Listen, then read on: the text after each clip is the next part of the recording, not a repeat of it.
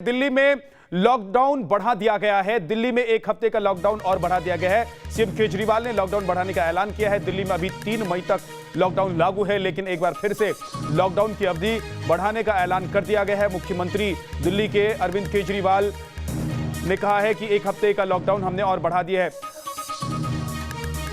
रवि सिसोदिया हमारे सहयोगी हमारे साथ जुड़ गए हैं। रवि, अभी क्योंकि हालात सामान्य नहीं हुए हैं और होते हुए नजर भी नहीं आ रहे हैं, इसीलिए क्या लॉकडाउन बढ़ाने का फैसला लिया गया है?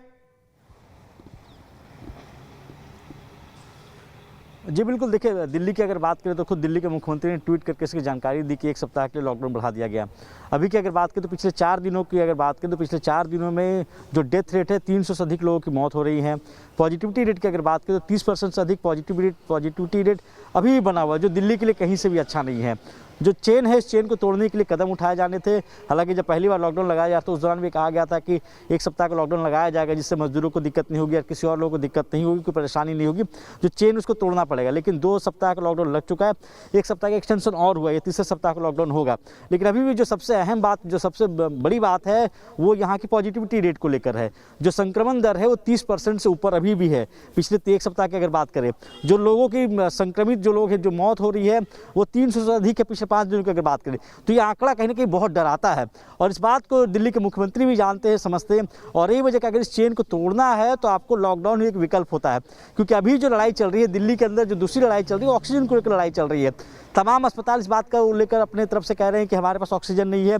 दिल्ली की तरफ से कहा जा रहा है कि हमारी तरफ से 976 मीट्रिक टन ऑक्सीजन की डिमांड है, लेकिन केंद्र सरकार पेपर पर 476 मीट्रिक टन ऑक्सीजन दे रहा, लेकिन हमें 350 टन ही मिल पा रहे। तो ये ऑक्सीजन की जो कमी है, ये भी एक लड़ाई चल रही है। सबसे बड़ी चीज़ है कि इस चेन को तोड़ना होगा, क्योंकि 20,000 से आंकड़े हमेशा अधिक आ रहे हैं, उससे अधिक संक्रमित हो रहे हैं। जो पॉजिटिविटी रेट है वो 30% से अधिक है, जो मौत हो रही है 300 से अधिक हो रही है। तो ये कहीं ना कहीं आंकड़े डराने वाले हैं। इसको तोड़ने के लिए फैसले लिए गए हैं कि अभी जो आंकड़े आ रहे हैं, चाहे वो संक्रमण के आंकड़े हो, चाहे मृत्यु के आंकड़े हो, वो डराने वाले हैं और इसीलिए एक हफ्ते का लॉकडाउन दिल्ली में और बढ़ा दिया गया है। रवि, एक चीज और बता दीजिए हमारे दर्शकों के लिए कि क्या नियम कायदे जो हैं वो जस के तस हैं, पुराने वाले ही हैं, या उसमें कुछ बदलाव किया गया है?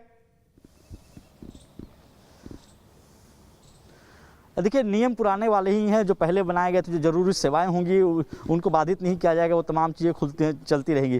जो सबसे अहम बात आपको बता दूं, जो पिछली बार जो लॉकडाउन लगा था पिछले साल जब मार्च के महीने में, उस टाइम सबसे बड़ी समस्या हुई थी, चूँकि उस दौरान ट्रेन की सेवाएं बाधित कर दी गई थी। ट्रेन की सेवाएं, चूँकि कंप्लीट लॉकडाउन तो ट्रेन नहीं चल रही थी। ऐसे में बहुत भगदड़ हुई थी। आपने देखा होगा उस दौरान जो लोग हैं वो पैदल यात्रा कर रहे थे। इस दौरान चूँकि ट्रेन की सेवाएँ चलती रहेंगी, रेलवे की तरफ से भी बार-बार ये कहा गया है कि स्पेशल जो ट्रेन है, जहाँ से ज़्यादा की डिमांड है, चाहे बिहार हो या यूपी हो, जहाँ से लोगों की ज़्यादा डिमांड है ट्रेन की, उसके लिए स्पेशल ट्रेन वो चला रहे हैं। तो थोड़ी सी राहत जरूर कह सकते हैं कि जो लॉकडाउन में आने जाने की समस्या नहीं होगी। लेकिन जो जरूरी सेवाएं हैं, जो पहले दिन अनाउंस किए गए थे, तमाम जरूरी सेवाएं, उन पर छूट होगी। उनको आने जाने के लिए परमिशन की जो बात की थी, परमिशन दिए जाएंगे और वो चलते रहेंगे।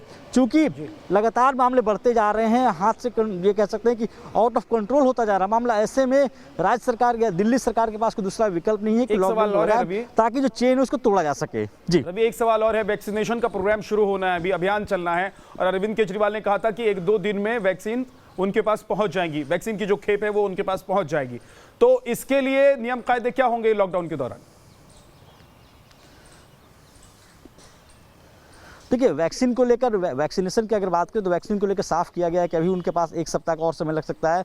जो एज लिमिट बताई गई थी 18 से 44 साल, जो 45 साल का एज है, उसके लिए अभी फिलहाल उनके पास उतनी वैक्सीन नहीं, पर्याप्त मात्रा में नहीं है। उनके पास जब वैक्सीन आएगी तो वैक्सीन के लिए आके ले सकते हैं। हालांकि इसके लिए कोई खास नियम की बात नहीं है। अगर आप वैक्सीन लेने जाते हैं, आपको अपना दिखाना पड़ेगा कि आपने अपॉइंटमेंट लिया हुआ है। चूँकि इसके लिए ऐप लाया गया था, उसके लिए अगर आप ऑनलाइन रजिस्ट्रेशन लेते हैं तो आपके पास ऑटोमेटिक उसमें आता है कि आपका रजिस्टर्ड हो गया और आपको इस अस्पताल के लिए आपको रजिस्टर किया गया। अगर आप जाते हैं, अगर आपको वैक्सीन लेना है तो नंबर अगर आपके पास है तो मूवमेंट के लिए आपको इजाजत मिल जाएगी जब ये अभियान शुरू किया जाएगा। बहुत बहुत शुक्रिया रवि सिसोदिया इस पूरी जानकारी के लिए आपका। तो दिल्ली में एक हफ्ते का लॉकडाउन और बढ़ा दिया गया है अभी, क्योंकि संक्रमण की जो चेन है वो टूट नहीं रही है, इसीलिए इसकी अवधि बढ़ानी पड़ गई है।